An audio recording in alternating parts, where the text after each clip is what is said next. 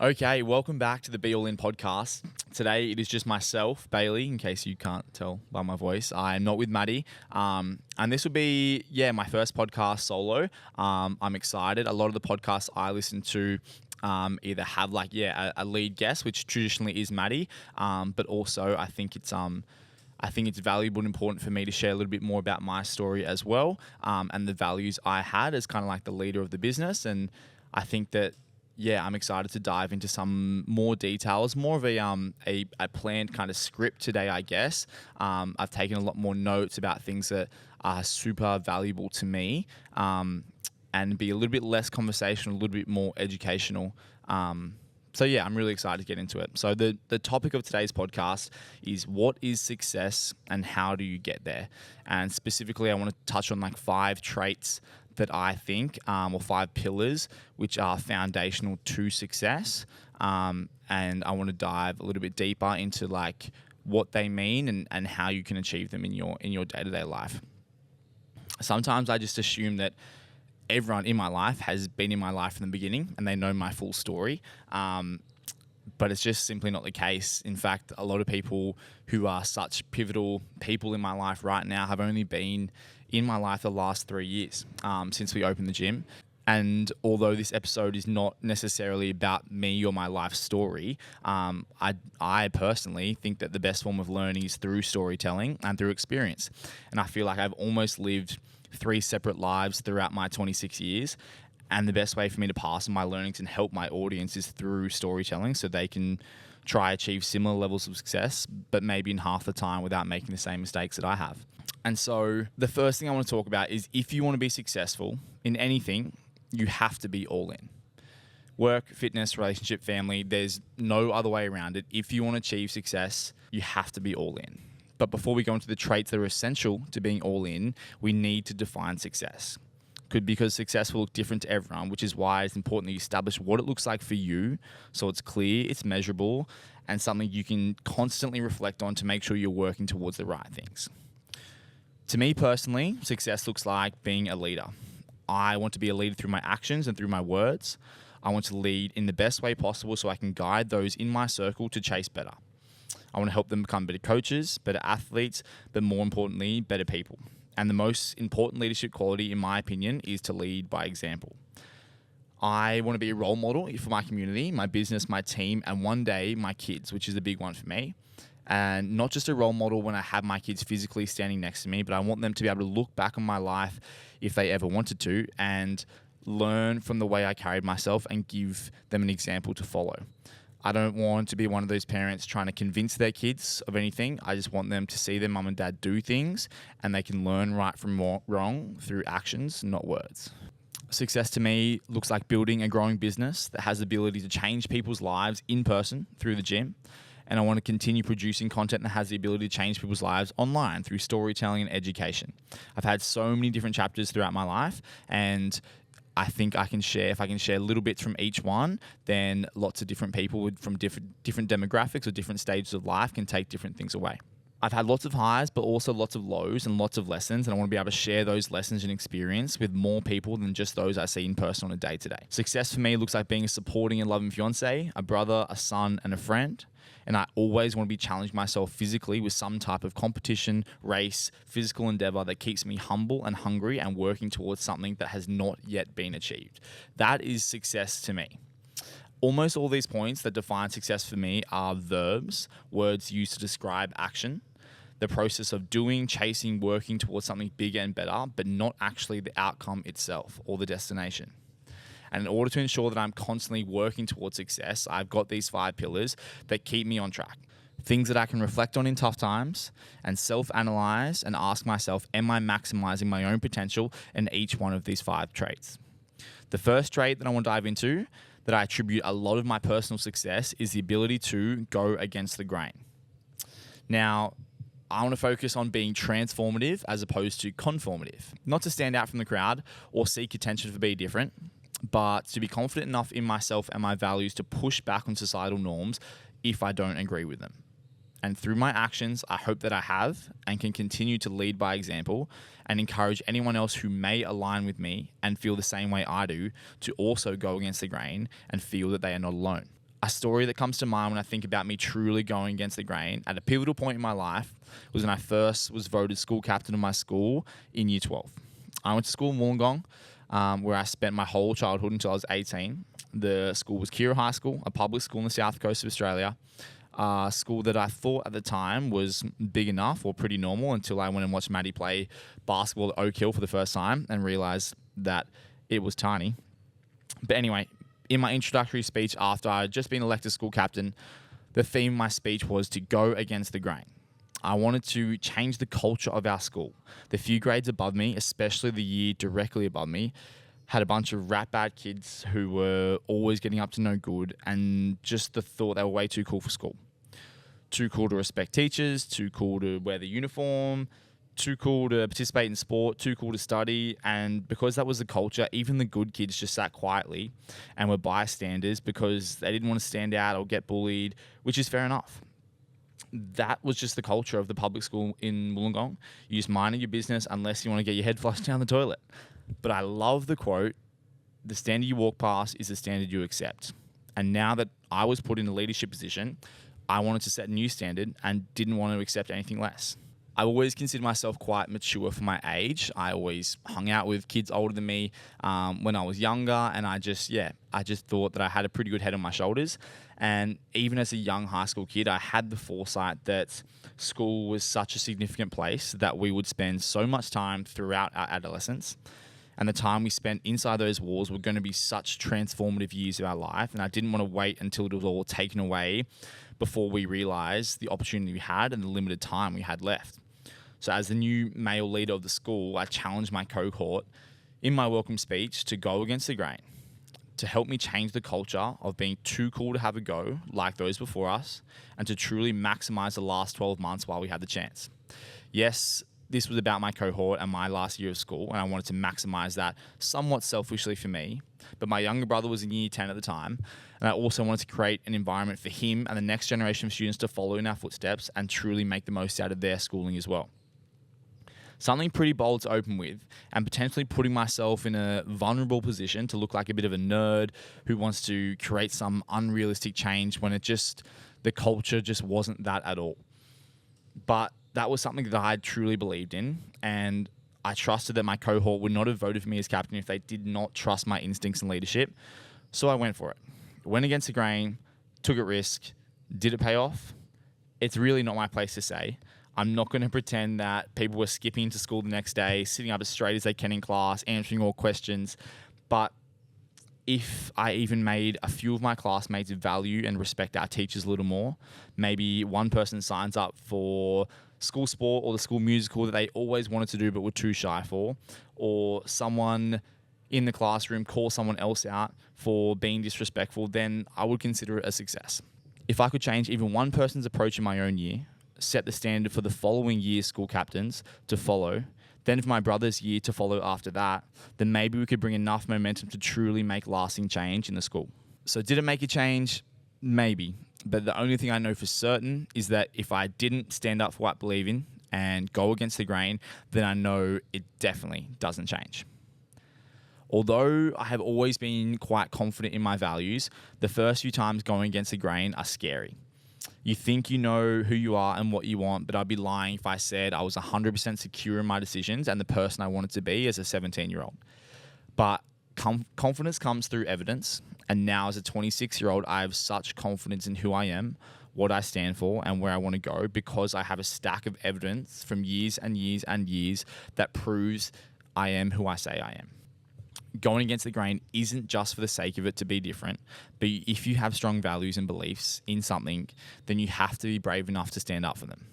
It may seem like you were the only one at the time, but I promise you that there are people out there who are thinking and feeling the same thing, and they are just waiting for a leader to take the first step. It is so easy to be a sheep and follow the herd, and it is so hard to be a leader and to put yourself in a position to be judged. But if you don't want to be like everybody else, then why would you do the same thing as everybody else? Now, my parents were pretty tough on me as a kid, and although there were times where I hated how hard they were on me, I now look back and wouldn't change it for the world. The person that I am today and the values I hold so strong are because of the way they raised me.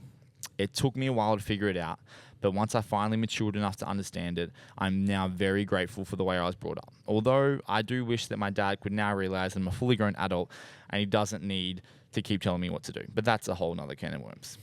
My values were clear. Even as that 17-year-old kid, be a good person, never be too cool to have a go. If you're going to do something, do it to the best of your ability, be all in. So success for me and my mission now is about sharing my story in hope of encouraging other people to go against the grain and be someone who they are truly proud of. Other things off the top of my head of me going against the grain would be one of the first people in my friendship group to stop partying and stop drinking. Something that unfortunately caused me to lose a lot of friends. But with every decision you make, you always have to sacrifice something. Was I willing to sacrifice losing those friends who in hindsight were maybe not great friends? Or was I willing to sacrifice who I really was in order to fit in with those people? Once I realized that those friends didn't actually care very much about me without a drink in my hand, and that I was never going to get to the places I want to go if I didn't remove myself, it became very clear that I needed to go against the grain in order to be the person that I wanted to be. The last example is when we first opened the gym. We had so much momentum when we first opening Bayfit, and everyone just expected me to open a group class facility just like the rest of the other gyms so I could cater for all the people who wanted to sign up. We were having over 100 people come to our Super Saturday classes when we were doing it at a small public school. And I think people just assumed that we were going to run classes every single day because that's what they saw on Instagram. But when I first started Bayfit and I went out on my own, I was doing one-on-one PTs in the garage. I was a PT, a personal trainer, and that is what initially brought people to the group classes because of the amount of people who wanted to see me for PT. I couldn't see too many more people in the garage, so then they started coming to the Saturday sessions. And that is what built the reputation of who I was as a coach, the results I got. And so that is who I wanted to stick to. I built that momentum through being a personal trainer. That was my expertise. And although I could have potentially got more heads through the door initially and maybe made more money in the short term, I knew that my point of difference was the service that I was providing, and I wasn't willing to sacrifice that. If I wanted to get the same results as everyone else, I would have followed the same model as everyone else. But if you want to stand out from the crowd, have the confidence to go against the grain. So for 3 years, we maintained that personal training model at Bayfit, basically capped our memberships because all the PT time slots were occupied, and then only last year, 2024, in July, was I confident enough in our coaching team to evolve to a group class model, but maintain our personal training touch with smaller class numbers, 2 coaches per class, and 2 types of classes that make it as specialized as humanly possible. Do I wish we changed it earlier? Maybe we could have done it 6 months earlier, 12 months earlier. Maybe. Do I have any regrets? Absolutely not. I made the best decision that I could with the information that I had in front of me and what I believed in, and I will live and die by that decision. And after having 3 years of personal training only, we now have one of the highest performing gyms in the country because of the willingness to go against the grain, value the service that I was delivering over the dollars that were coming through the door. Going against the grain will never be easy, which brings us nicely into trait number 2 to master being all in. Choose the hard right over the easy wrong. Now, this could apply to all of the above examples about going against the grain, but you don't have to go against the grain for something to be hard. Things that I find hard in my day-to-day: waking up at 4:20 a.m. every morning, making my bed, cleaning the dishes directly after using them, taking the bins out, running when I don't have the motivation, emptying the tank in the workout, or the hardest of all, dealing with confrontations or having hard conversations. On paper, they are not really hard tasks, besides maybe the last one. In essence, they are all quite easy to do. Just make your bed. It takes 2 minutes. Just take those bins out. They're easy to do. But the hard part is doing them over and over and over again when maybe you would rather do something else. Hard right means do something now that my future self will thank me for later. Coming home to a made bed, coming home to the tidy dishes, having a better relationship with that staff member or member of the gym or partner because you had that hard conversation in the moment instead of holding on to it, bottling it up, causing resentment and affecting the relationship in a much more dramatic way later down the line. Do the hard thing in the moment so you don't have to do it later, because doing it later is almost always going to be even harder than doing it right now in this moment. An easy wrong means choosing the lazy option in hope to get to it later, or flat out avoid it, which can become a very slippery slope to losing control and causing chaos and unnecessary stress and anxiety. The longer you put something off, the more severe the consequences when they finally catch up to you. Whether they be health consequences, them choosing the lazy option over and over again with your eating, with your lack of commitment to the gym, whatever it is, or more importantly, the consequences relationally with your partner, with your friends, with your parents, whatever. One of our gym values we've spoken about in length before is the way you do one thing is the way you do everything. So if you can commit to acquiring the trait of choosing the hard right over the easy wrong, and then also have the value that the way you do one thing is the way you do everything, then you build consistency. And what do we know about consistency? Consistency is the center point to success. And the whole point of being all in is to achieve success, no matter what it looks like. Which brings me to my next point. Number 3, consistency compounds. Now, before we talk about how important consistency is, we must understand how do we even become consistent. Because if it was so clearly the most important trait to possess for success, why isn't everyone just consistent? Because consistency requires discipline, and discipline is hard. But if we are committed to doing hard things and we have the value that the way we do one thing is the way we do everything, then very quickly that discipline muscle will grow. Discipline is basically the same as willpower. How much power do you have over your mind when your mind is telling you to take the easy option? But deep down, you know that you should be taking the other option. It is hard to train that muscle, but just like all other muscles, the more you train it, the stronger it will get, and that is the absolute truth. So first, we establish the actions we need to take each and every day that will positively impact our goals and move us closer to success. They will be different for everyone, but you need to know what is going to move me closer to success and what is going to move me further away. Once we have them clearly established and written down, then each and every day you get to make the conscious choice whether you complete those tasks or not. If it is clear and your goals are big enough and crazy enough, which they should be, then when you're presented with the option to choose the hard right and execute that task, like making the bed, taking the bins out, doing whatever, waking up at your 4:20 alarm, or the option to choose the easy wrong and hope to get to it later, that is where you make that tough decision and use your willpower muscle and be disciplined to do what you said you were going to do. Discipline leads to consistency. Consistency leads to growth, and growth is success. Once we start to flex that discipline muscle and we start using it over and over again, that is consistency. And if we can be consistent each and every day as we work towards our goals, then you are doing the single most important thing to achieve success. But in that moment, it is so hard to see that making that one bed, taking out that one bin, going for that one run is the key to success. But trust me, it is. Choose the hard right over the easy wrong and do it every day. So then when you don't have the choice and life throws you a curveball, you are trained to do the hard thing and it won't break you. This is a huge one. Yes, we are striving for success here, but we also need to define what failure looks like. And if we let outside sources throw us off track, then that is what I would deem a failure. If we can be disciplined and be consistent, no matter what happens, then you are ready. And I love the quote, you don't have to get ready if you stay ready. Usually I would apply this to fitness and just being fit enough and strong enough to do anything and everything that is put in front of me. Run a marathon, do a triathlon, do some CrossFit, play basketball, whatever it is. But in terms of being resilient and overcoming adversity, if you do the hard thing day in and day out, you are always ready. It's part of your DNA. It's just how you operate. So then when shit hits the fan, it's just another day in the office. Do the hard thing, be consistent, and trust that it will compound over time. The fourth pillar to being all in, which is one I've had to learn the hard way, is there's a difference between being all in and being all consumed. Now, this one is very interesting and very important to dive into because they can very easily be confused without clarification of how they differ.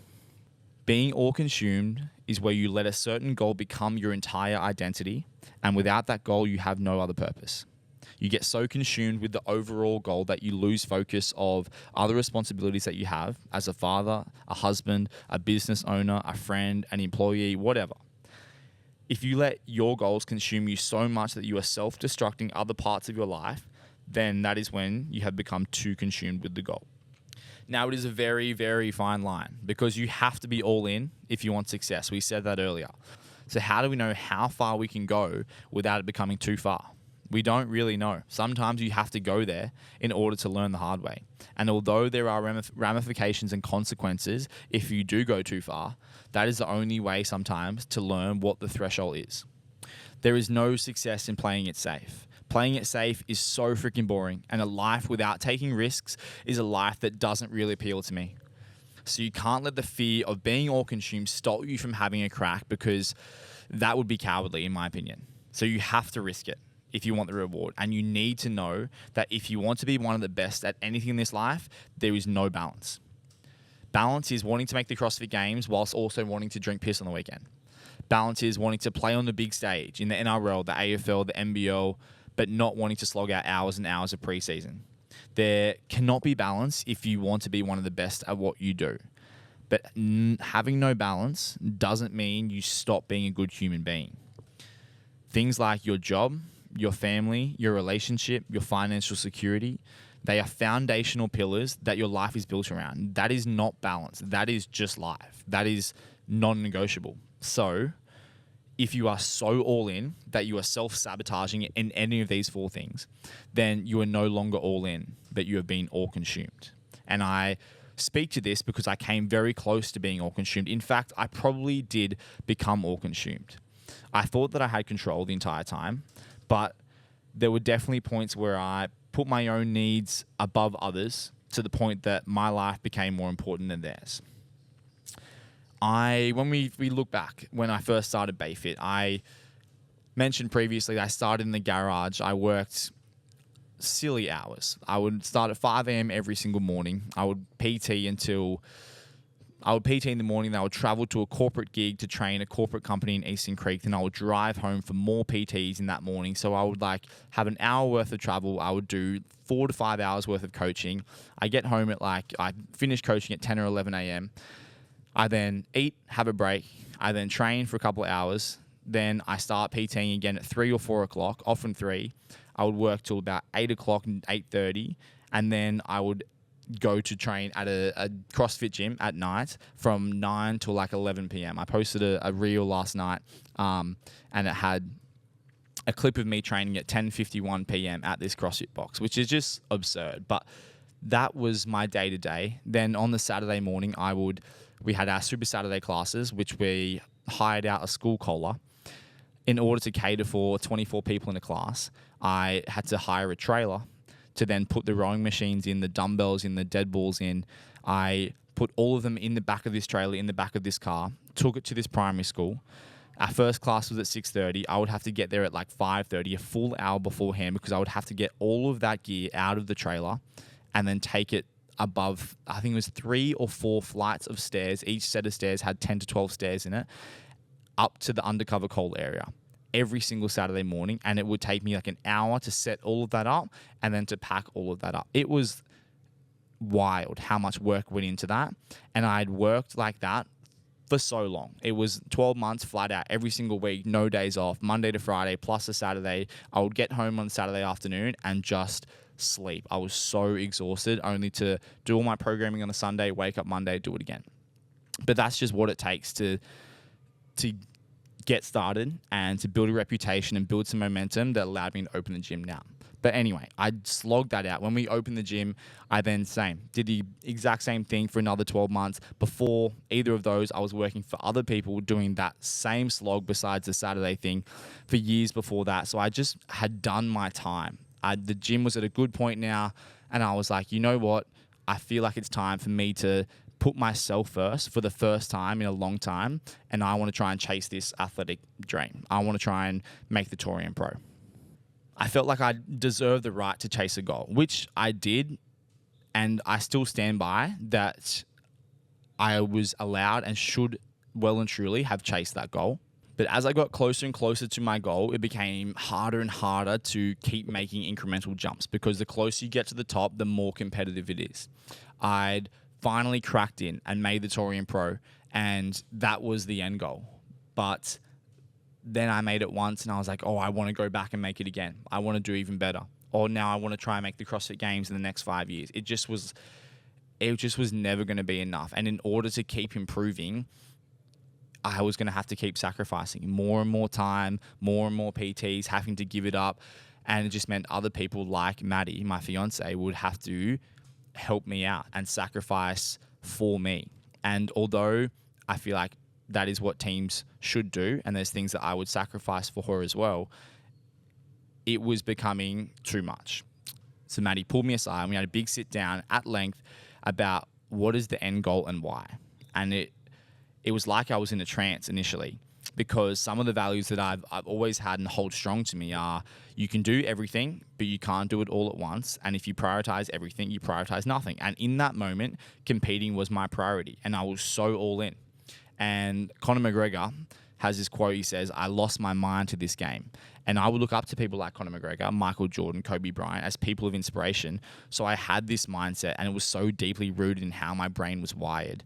And it's so hard because I still believe so strongly that you have to be borderline insane to have what it takes to compete at the highest level. And you have to put these blinkers on like a horse and almost refuse to second guess yourself, because even the slightest moment of doubt or weakness is enough to knock you from your peg. But I also know that Madi is the center of my universe. And if it was affecting her, then it was enough for me to reconsider what is my why and why am I doing this? Is it worth it?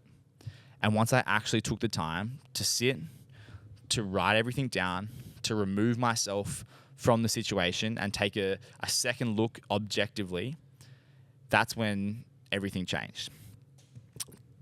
Throughout this period, our business never went backwards, but it wasn't necessarily going forwards. My relationship with Madi, the same. It didn't necessarily go backwards, but I wasn't watering it enough or putting enough effort into it either to push it forwards. And if my definition of success, which I spoke about earlier, is constantly chasing and moving forward in every aspect of my life, then although I might be moving forward in my CrossFit journey, it was at the expense of other things in my life, so I had become all consumed. But from going too far, I've now learnt my lesson. And luckily, I didn't have to pay any dramatic consequences like some people might have to in their life. I hadn't lost my partner. She was still with me. I hadn't lost my business or made any financial mistakes, being so consumed about this one goal that it had put us in a poor financial position. I just wasn't being, I was just being selfish, which again, there has to be an element of selfishness. Why this point is so hard to convey, because this line is so grey. You have to be all in if you want success, but how far is too far? And you have to be selfish, but not too selfish. And the only way you're going to figure it out is by having a go. But if you don't have a go and play it safe, then you're a coward. It's hard. There's lots of head noise going on up here at this time. So I hold a strong feeling of guilt towards this chapter. But I also know that you have to be selfish if you want to make it to the top of any discipline. And sometimes the only way to learn how selfish is too selfish is when you learn the hard way. And I'm just glad that my hard way was enough as a conversation, a tough conversation, but there was no real consequences that changed my life too dramatically. And if I can pass on some of my knowledge and through this experience, and hopefully anyone who is going down a similar route can also pick up on these signals earlier, be more aware of them. And that's what this podcast is all about. Sometimes people have their values, but they need to hear someone else say them out loud or clearly define them for them to realize, hey, yes, I agree with that. I align with that. Or no, actually, I don't agree with that. This is how I think about that. So the best way to get someone to make a decision if you're trying to decide where to go for dinner, for an example, which is such a simple task, is they go, oh, I don't know which one, and then you just choose, all right, I'm going to this one. And then they'll very quickly go, yep, great idea, or actually, no, I think I want the other one.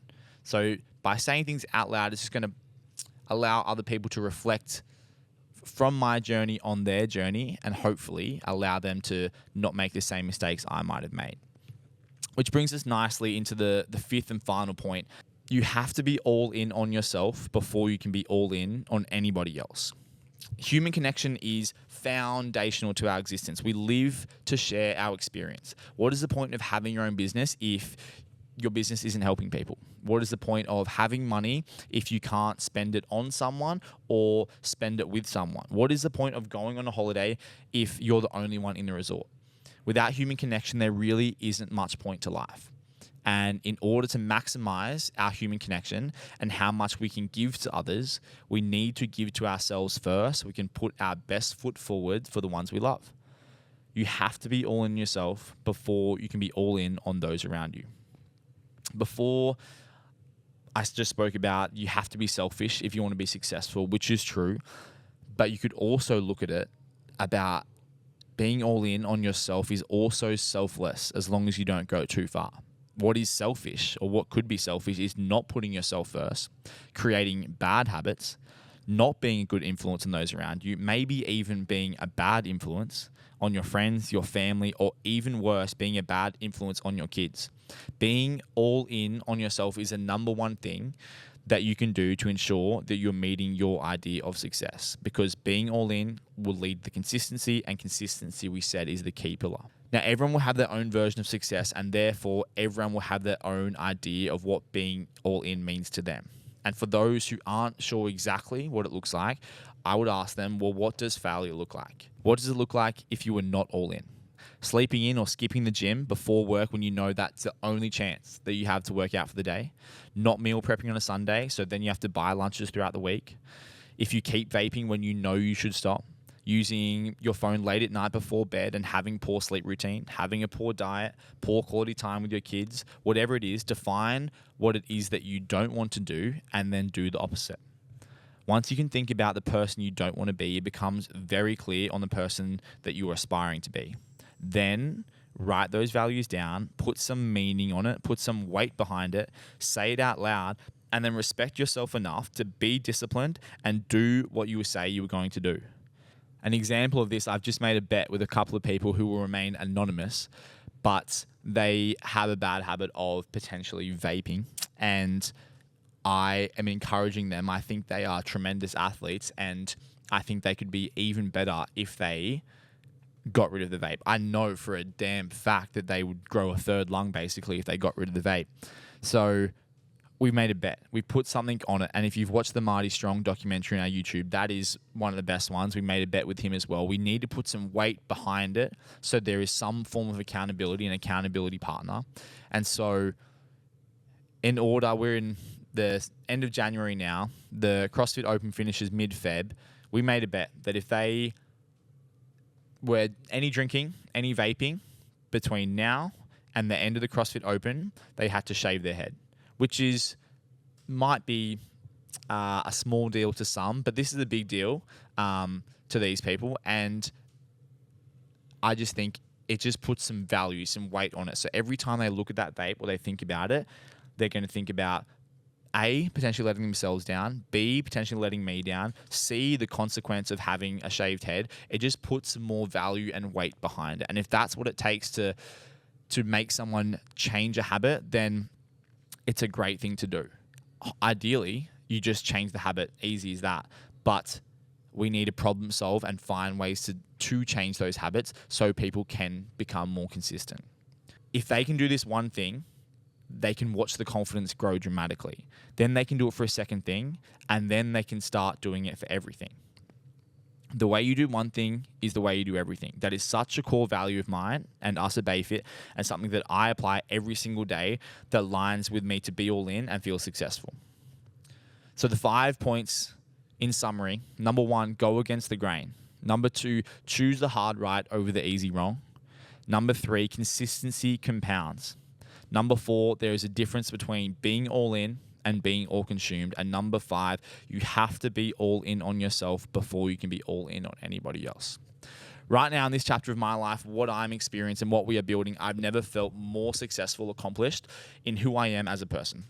Far more than any single physical accomplishment. I used to think that qualifying for the Torian Pro would make me successful. And although that was a huge highlight of my life and has potentially catapulted my business name into the fitness space and put Bayfit on the map, I mentioned earlier that a single destination or outcome is no longer in my definition of success. I do not have any regrets in this chapter, And if I'm being perfectly honest, one day down the line, after I have my shoulder surgery and after my business has 1,000 members, I might even return to that chapter of competing individually, knowing what it takes to get there, and now knowing the difference between being all in and being all consumed. So I have no regrets in the past because it has shaped the person and the values that I have today. And I promise you that if I was still chasing that goal, I would not be sitting here in front of a microphone recording our own podcast. But I've never been more happy or more fulfilled than I am right now as a leader of this community, with my priorities in a different order than before. Life is a game of seasons and priorities, and things will always change, and that is perfectly normal. And maybe if I record this podcast in 12 months, I might have 5 different keys to achieving success. But right now, I've never had so much clarity of who I am and what I stand for. And I'm confident that these pillars will stand the test of time, no matter who, what, or when. So that concludes my podcast on what is success, how do we get there, and what are the 5 pillars that are essential to achieving success. I put a question box in my Instagram earlier today to see if anyone had any questions that I could also answer at the end of this episode. So I'm going to pull some of those up really quickly and see if any of them are worth your time. If they're not, I'm going to leave them. But let's just touch on a few.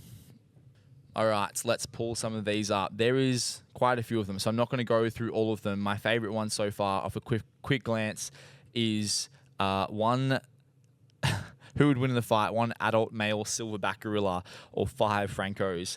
I'm going to take the silverback gorilla because Franco is just too nice to fight anyone, even 5 of him. A lot of the questions, what is the best piece of advice you've ever been given? If you could give one piece of advice to your 20-year-old self, what would it be? So I've a lot of the things we've touched on in this podcast kind of cover that answers a little bit. I think in order, if I was to go back and tell my 20-year-old self something, it would be what I did. So I don't have any regrets, really. What I did was I threw my hand at everything. I have very much had the mindset that one day I will want to be old and retire and do nothing. And if I want to truly enjoy that chapter, or enjoy my time with my kids when I want to be able to pull back, then when I have the chance and the time and the energy, I'm going to just say yes to everything that aligns with my goals, of course, and just do the best I can. So if to my 20-year-old self, I would say just keep working as hard as you can whilst you have the opportunity, and the harder you work, the more opportunities will come later on. I think a little tangent on this is, I was super diligent about saving money when I first started working, even in high school when I was working, and then especially when I got out of school. I've touched on it before that, I worked as a bartender and I would finish quite late in the evening, and then I would also open up the gym the next morning. And I would just save and save and save. And I wasn't necessarily saving for anything, not for a house. I didn't have any end goal in mind, but I just knew that I wanted to set myself up. And then once I kind of started getting into the fitness scene a bit more, doing a bit more PT, when I was like, actually, you know what, I want to open up a gym one day, I was able to finance my whole gym without taking out a single loan, which is something that I'm pretty proud of. And I'm more proud that I had the freedom and the flexibility to make choices that some people just wouldn't have the choice to make. My 20-year-old self, I would say just keep working your ass off. The harder you work now, the more your future self will thank you for later, which comes back to a lot of the key pillars and values that we've spoken about throughout the podcast already. Can the all-in mentality be taught, or is it just something you have ingrained? Great question, and I think it very much can be taught, and that is the whole purpose of this podcast, is to teach. And teaching comes through you understanding. So if I can provide some understanding about what does be all in mean, which was our last podcast, and we spoke about our business values, and then how can you achieve success by being all in? If we can break it down into these 5 pillars and give you some tangible real life examples of little things you can do day to day and decisions you can make, that is what being all in is. And being all in is a decision. You can choose to make that decision, or you can choose not to. And everyone has that same choice. So absolutely can be trained and adopted and improved over time. It just needs to take the commitment from the individual to want to do it.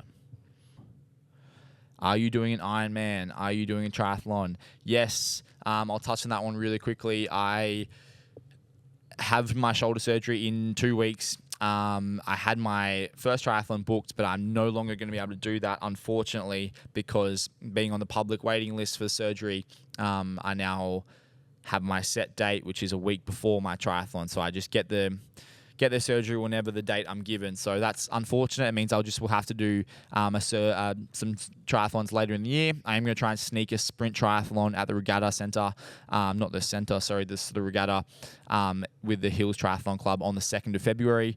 Just a little sprint distance one, that'd be good. I would love to complete a full Ironman at least once, even though it scares the living shit out of me. But yes, they are on the bucket list of physical achievements to do. How do you stay disciplined with food? That's another really good one. I think we're going to have a chat to Mr. Marshall Strong, Don't Stop the Party Madi, in future weeks, potentially even next week, which I think he will speak a little bit more about food, which would be really good. So I'm going to leave that one to him and Madi to speak about. Dream podcast guest, like ever. Wow. Wow. Now, I'm a bit of a Nick Bear fan. I'm not sure if anyone knows Nick Bear. But he's someone who I listen to. I've spoken before. I do have kind of like, I don't want to use the word idols, but like people I look up to. And I mentioned before, like Conor McGregor, Kobe Bryant, Michael Jordan, like those type of, those people, their mindset, I aspire to learn from them and be like them. And Nick Bear is definitely one of those people. I like how he handles his business. Some of my values have very much, hearing him say different things out loud has shaped the way I think about things and made things a bit more clear in my mind, and allowed me to explore that further, which has made mine more clear. So I would love to chat to Nick Bear. I don't know. Alex Hormozy would be good as well, purely for the content. He has a couple of good one-liners. Love to have my dad on the podcast and ask him some questions about why he's so hard on me as a kid. I'm just kidding. All right, there's plenty of questions about my training and nutrition and what it looks like now compared to when I was competing. I think we might save that for a future episode and talk a bit more training specifics. But today is more about mindset and how you can apply it to your day-to-day. So thank you, everyone who entered a question. It's cool to see so much engagement, and thank you to everyone who has listened to this podcast. Yes, like I mentioned earlier, it's a little bit more scripted, something I wanted to write down and make it very clear that I had some direction and some key examples to go off as opposed to the usual conversation. But I think that one of these every few months when I'm truly passionate about something can add some serious value. So I hope you got something out of it. We are loving the podcast. We're in such a good space right now. We are so happy with how the momentum that we're building. I can physically almost feel the momentum and the brand that we are creating around Be All In. So I'm super happy. I'm super proud. I'm super thankful for everyone who is in our immediate community and our online community. So thank you so much for listening and tuning in. If you want to download, subscribe, do all the podcast things, it means a lot, and we will see you in the next episode.